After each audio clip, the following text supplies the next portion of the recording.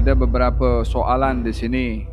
Boleh tak seorang anak qada puasa dan solat arwah ayah dan ibunya yang telah meninggal? Puasa dan solat yang sudah lama ditinggalkan.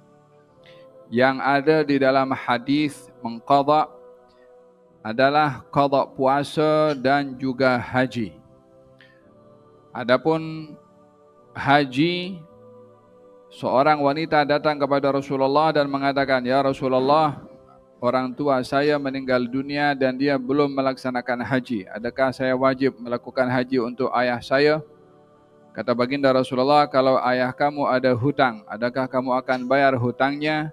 Katanya, "Ya, kalau begitu hutang kepada Allah lebih utama untuk kamu bayar." Ini menghajikan untuk orang tua yang meninggal dunia yang belum melaksanakan haji dan di masa hidupnya dia mampu pergi ke haji. Yang kedua, hadis Rasulullah mengenai orang tua yang tertinggal puasa. Katanya barang siapa yang tertinggal puasa, hendaklah ahli warisnya yang menggantikan dengan puasanya. Menjadi perbezaan ulama, adakah ahli waris ini wajib menggantikan puasa orang tua sudah meninggal dunia namun tak puasa atau tidak? Sebagian daripada ulama mengatakan tidak wajib, karena itu kewajiban puasa kepada setiap individu muslim. Yang tidak melakukannya dia akan menanggung, kalau dia melakukannya dia juga akan mendapatkan pahala. Tapi ahli waris yang menggantikan puasa orang tua itu membabil bir, bahagian daripada baktinya ahli waris kepada orang tua yang meninggal dunia namun ada hutang puasa. Jadi berkenaan dengan puasa, ya, ahli waris menggantikan atau mengqadhakan puasa untuk keluarganya yang sudah meninggal, untuk orang tuanya yang meninggal dunia. Bila puasanya banyak, maka boleh diagihkan kepada yang lainnya. Kalau ada 1 bulan penuh, maka dibagikan kepada 5 orang, masing-masing ambil sebahagian berapa hari, supaya ringan dalam mengqadha puasa bagi orang tua yang ada hutang puasa. Nah, macam mana nak atasi untuk orang yang keras hati? Asbab, dengan mengetahui asbab hati itu menjadi keras. Apa asbab hati menjadi keras? Maksiat. Berhenti daripada berbuat maksiat, hati tidak akan keras. Yang kedua, kalau dia tergelincir dengan kebiasaan melakukan maksiat, jangan berhenti bertaubat. Jangan kebiasaan atau ketagih dengan perbuatan maksiat menjadi alasan saya tak mampu tinggalkan maksiat. Jangan berbuat seperti itu. Bila kita tergelincir kepada maksiat karena kita dah ketagih dengan maksiat itu, jadikanlah ketagih juga untuk bertaubat. Maksiat taubat, maksiat taubat. Tapi sungguh-sungguh taubatnya. Tidak mungkin orang ketuk pintu Allah Subhanahu wa taala untuk insaf tidak dibuka pintunya oleh Allah Subhanahu wa taala. Faham dong? Iblis itu pernah ingin bertaubat kepada Allah, dibuka ruang oleh Allah Subhanahu wa taala. Iblis, tapi dia tak nak pada akhirnya. Apatah lagi manusia yang ingin bertaubat kepada Allah, pastilah akan dibuka pintu oleh Allah Subhanahu wa taala. Jadi bagaimana nak mengatasi keras hati adalah dengan mengetahui asbabnya. Apa itu? Jauhkan diri daripada maksiat. Yang kedua adalah lazimkan diri dengan zikrullah.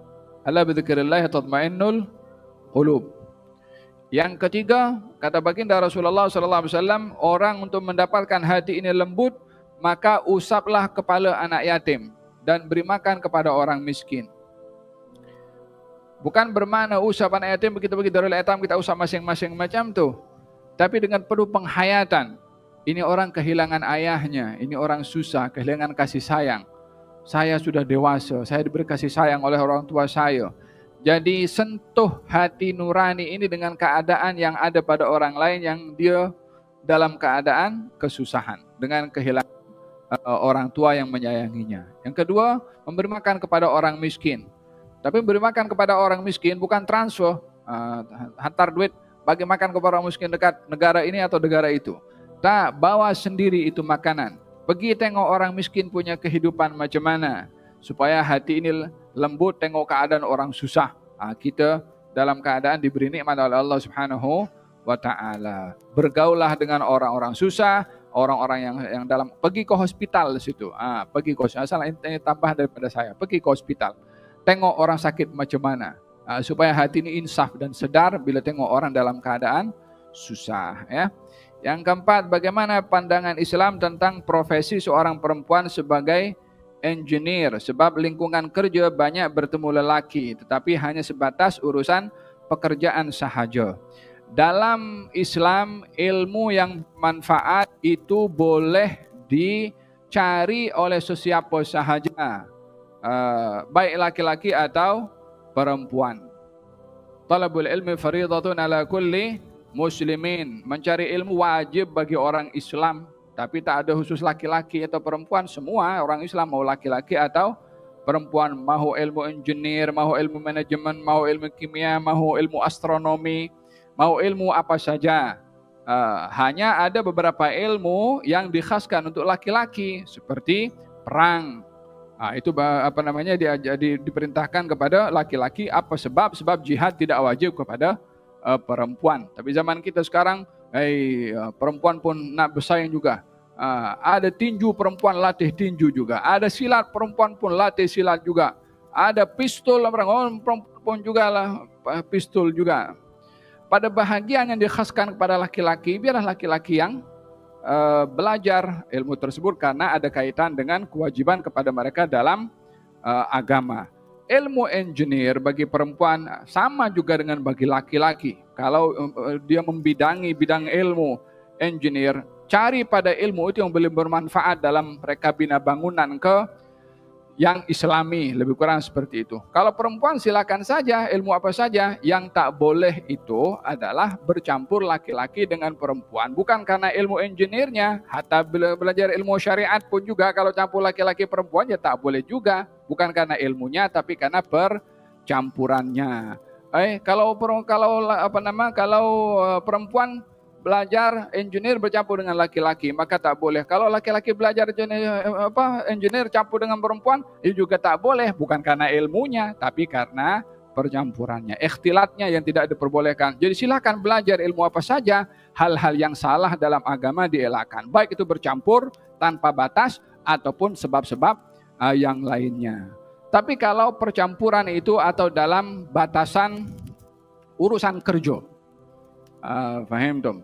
Dalam urusan kerja, tak lebih daripada itu. Silakan saja selagi dia aman, tidak ada khalwah, tidak ada hal-hal yang hengki-pengki, maka dalam hal ini ilmu tetap wajib dicari baik laki-laki atau perempuan. Nah, sebab-sebab yang dilarang dalam syarak dielakkan, baik laki-laki atau perempuan. Boleh tak lepas salat sunnah qabliyah Jumat 2 rakaat, buat lagi 2 rakaat salat sunnah, jumlah menjadi 4. Dalam hadis ada disunnahkan orang sholat sebelum Jum'ah itu 4 rakaat. Cuma perbezaannya adalah bila masanya. Bila masanya. Ada yang mengatakan ini masa terbuka. Hatta sebelum waktu adzan Jumat pun itu sudah masuk waktu melakukan sholat 4 rakaat sebelum al-Jumu'ah. Ada mengatakan di open. Selagi khatib belum naik ke mimbar, maka disunnahkan untuk sholat sebelum Jum'ah 4 rakaat. Nah, adakah kehidupan sebagai introvert dilarang dalam Islam? Saya tak suka bergaul dengan orang sekeliling sebab terlalu banyak perkara yang buat saya rasa tak selesa. Selalunya mereka rosakkan mood saya. Dan sebab itu saya memilih untuk tidak selalu bersilaturahim. Saya risau kalau perbuatan ini tak elok atau mungkin ada kesan buruk pada saya. Tindakan apa saja yang akan dilakukan oleh kita, janganlah berdasarkan dengan prasangka yang tidak wujud. Karena prasangka tidak wujud tidak boleh dijadikan sebagai satu bukti atau dalil untuk kita bertindak dengan prasangka tersebut. Itu yang pertama, ya. Oleh hadza dikatakan idza dhananta fala tuhaqqiq. Thalathun lazimatun li ummati. Ada 3 perkara yang berlaku kepada umatku. Hasad, dengki, buruk sangka, dan juga rasa sial. Kalau kamu ada perasaan buruk sangka, kamu jangan percaya. Jadi kalau seseorang punya rasa prasangka fulan begini, fulan begitu, hanya prasangka sahaja, So kita tak boleh mengambil tindakan, okeylah kalau gitu aku tak nak berkawan dengan dia, aku tak nak pergi rumah dia. Apa sebab? Sangkaan saya dia tu begitu, sangkaan saya fulan tu begitu. Ini tak boleh.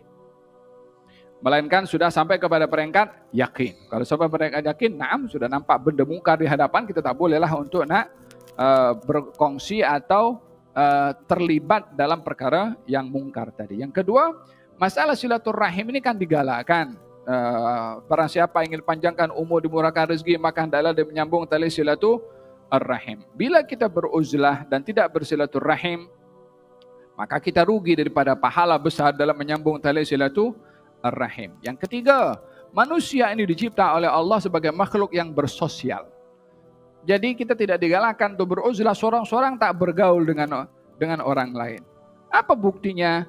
Allah Subhanahu wa taala berfirman dalam Al-Qur'anul Karim, "Ya ayuhan nas, inna khalaqnakum min dzakarin wa untha wa ja'alnakum syu'uban wa qabaila lita'arafu." Wahai manusia, aku ciptakan kamu daripada laki-laki dan perempuan, dan daripada laki-laki dan perempuan banyak bangsa-bangsa, banyak kabilah-kabilah. Apa tujuannya ini masing-masing macam-macam bangsa, macam-macam kabilah? Lita'arafu, untuk saling kenal mengenali. Bagaimana kita akan saling mengenali kalau kita tidak involve dengan mereka, tidak bergaul dengan mereka, tidak bertemu dengan mereka. Jadi pergaulan itu dasarnya adalah perintah di dalam Al-Quranul Karim. Namun dalam bergaul kita pun kena memilih. Jangan bergaul dengan orang yang boleh merosakkan kita punya iman, kita punya akhlak. Ya, bukan salah bergaulnya, tapi salah memilih dengan siapa kita bergaul. Paham, Tom? Jadi untuk kita bergantung dengan prasangka, tak elok. Untuk kita tidak bersilaturahim hanya sekedar prasangka yang buruk pun tak elok. Untuk kita beruzlah tidak mahu bergaul karena juga dengan prasangka, itu pun juga bertentangan dengan fitrah manusia yang dijadikan oleh Allah untuk bergaul dan saling kenal mengenali satu dengan yang lainnya. Tapi bila sudah bergaul, jumpa dengan fulan, ternyata fulan yang teruk, fulan yang mengajak kepada maksiat, fulan tak betul. Dalam ini baik anda beruzlah, tapi setelah memastikan kalau teman-teman yang kita nak bergaul dengannya adalah mengajak kepada perkara yang tidak baik. Mood elok atau tidak elok bukan ukuran dulu. Ukurannya itu ini membawa kepada kemaslahatan atau kejahatan. Itu ukurannya. Macam mana cara bakti pada ibu bapa, ibu dan ayah yang sudah wafat, dan amalan apa agar pahalanya terus mengalir? Baginda Rasulullah ditanya, "Ya Rasulullah, orang tua saya sudah meninggal dunia. Apakah amalan yang patut saya lakukan?" Katanya, "As-salatu alaihima." Yani kalau meninggal dunia, yang berhak menjadi imam adalah anaknya. Kemudian doa untuk kedua orang tua. Kerap kali mendoakan kepada orang tua. Imam Abu Hanifah mengatakan tidak pernah selepas salat fardu melainkan saya mendoakan untuk orang tua saya, kata Imam Abu Hanifah. Faham Tom? Jangan lupa atas satu hari. Jangan miss dalam satu hari untuk mendoakan kepada orang tua. Itu yang kedua. Yang ketiga, wa infadu ahdihima. Apa wasiat-wasiat yang dilakukan oleh orang tua di masa hidupnya? Ada pesan-pesanannya, diteruskan. Maka itu bahagian daripada bakti anak kepada orang tua. Yang keempat, menyambung tali silaturahim yang tak dapat disambung kecuali melalui orang tua. Kawan ayah, kawan emak diziarahi. Kalau ada hadiah, diberi hadiah. Kawan ataupun kerabat. Itu bahagian daripada bakti anak kepada orang tua. Yang kelima, bersedekah untuk orang tua yang sudah meninggal dunia. Ini sedekah saya untuk orang tua saya. Contohnya begitu. Atau amal jariah, wakaf. Mewakafkan Quran ke, wakafkan tanah ke, wakafkan apa saja ke untuk orang tuanya. Ini pun bahagian daripada sedekah amal jariah yang berterusan manfaatnya kembali kepada orang tua. Ini soalan yang ke-7. Yang ke-8, kita ada 90 soalan di sini. Adakah doa tertentu pada bacaan sholawat untuk Allah kabulkan hajat dan doa? Mohon Allah bangunkan rumah yang terbaik di dunia dan di akhirat bersama dengan Rasulullah. Doa ini ada beberapa adabnya. Bila itu adab ditunaikan, insya Allah ia adalah merupakan doa yang terbaik. Yang dengannya pasti akan dikabulkan. Ud'uni astajib lakum. Doa kamu kepada aku akan kabulkan doa kamu. Itu perintah Allah di dalam Al-Quranul Karim. Apa adabnya dalam doa? Yang pertama, adalah memuji kepada Allah. Yani berdoa dengan memulai alhamdulillah. Yang kedua, bersalawat kepada Rasulullah. Yang ketiga, sebut nama-nama Allah yang ada dalam Asmaul Husna. Walillahil asmaul husna fad'uuhu biha. Allah punya nama-nama yang baik, berdoalah dengan nama-nama Allah. Terpulang, mau dibaca semua, mau dibaca sebahagian, mau dibaca satu, meminta kepada Allah Subhanahu wa taala dengan nama-nama yang baik. Yang keempat adalah yakin kalau doa kita dikabulkan. Jangan 50-50. Yakin kalau doa kita dikabulkan walaupun bentuk kabul terpulang kepada Allah Subhanahu wa taala. Yang kelima adalah khusyuk ketika berdoa. Ud'u rabbakum tadarruan wa khufyah. Mintalah kamu kepada Allah dalam keadaan tadarru, khusyuk. Jangan berdoa kepada Allah dan tunjuk kemampuan kita, tapi tunjuk kehinaan kita di hadapan Allah Subhanahu wa taala. Yang berikutnya adalah berdoa kepada Allah minta yang baik-baik. Jangan minta yang teruk-teruk. Faham Tom? Kemudian yang terakhir adalah berdoa kepada Allah Subhanahu wa taala dengan diakhiri dengan salawat dan juga salam kepada Rasulullah sallallahu alaihi wasallam. Tambahan-tambahan yang lain, doa dengan memilih waktu yang sesuai. Doa memilih tempat yang mustajab. Doa dalam keadaan menghadap kiblat. Doa dalam keadaan bersuci. Semua itu bahagian daripada adab-adab doa yang perlu kita ada. Yang kalau kita lakukan semua itu, insya Allah itu doa mustajab di sisi Allah Subhanahu wa ta'ala. Yang kesembilan, kita selesai daripada menjalani ibadah sepanjang Ramadan disusuli dengan puasa 6 hari bulan Syawal. Persoalan saya sering risau dan khawatir tentang ibadah yang dilakukan, sama ada ia diterima Allah atau tidak. Selain daripada doa yang memohon kepada Allah agar amalan diterima, apa yang boleh diamalkan supaya ibadah kita sentiasa diterima oleh Allah? Yang lain daripada doa, yakin kalau doa kita dikabulkan oleh Allah Subhanahu wa taala, dan jangan beri ruang keraguan-raguan untuk mengganggu kepada kita. Itu jo.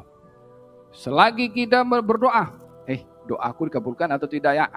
Problem, something wrong in your heart.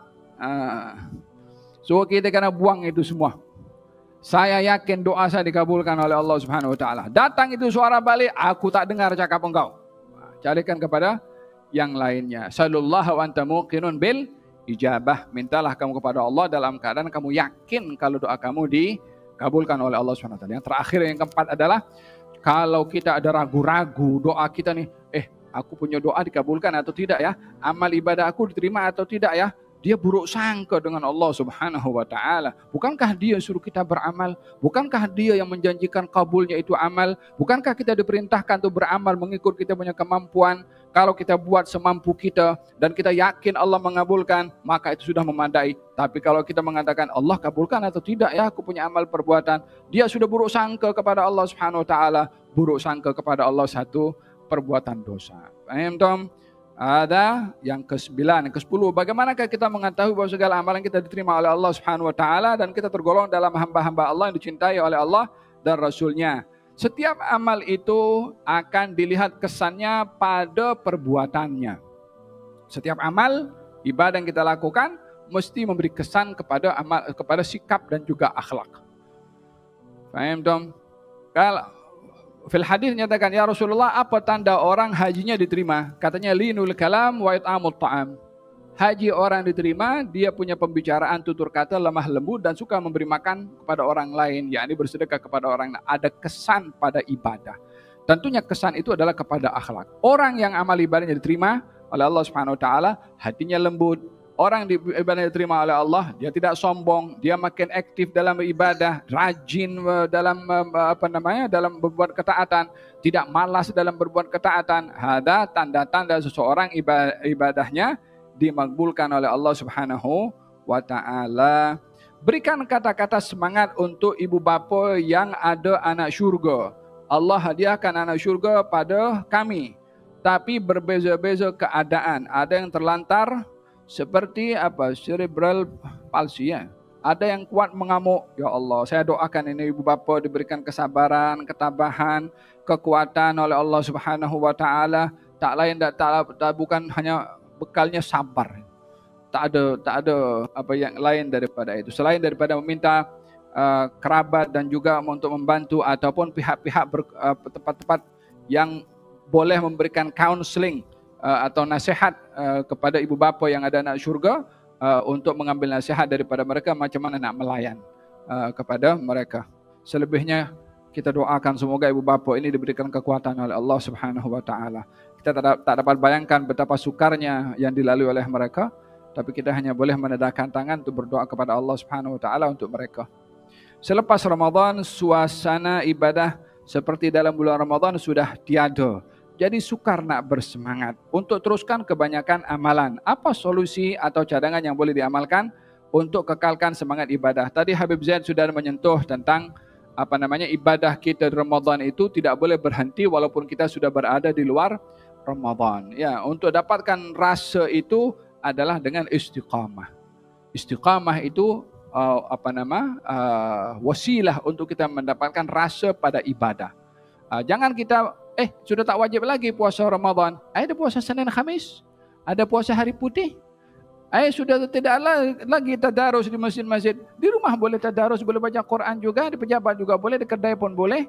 Pada waktu-waktu rehat, apa yang kita biasa lakukan di bulan Ramadan, maka dilakukan di luar bulan Ramadan. Witir jangan hanya Ramadan saja, kedua Ramadan ada witir juga. Tak ada tarawih lah Habib, ada solat sunnah boleh. Lagi banyak solat sunnah di luar bulan Ramadan untuk solat sunnah malam. Saya nak solat 100 rakaat lah Habib. Fadhalu silahkan 100 rakaat lagi baik untuk mendapatkan pahala dari Allah Subhanahu wa taala. Man jadda wajada. Wallahu taala alam.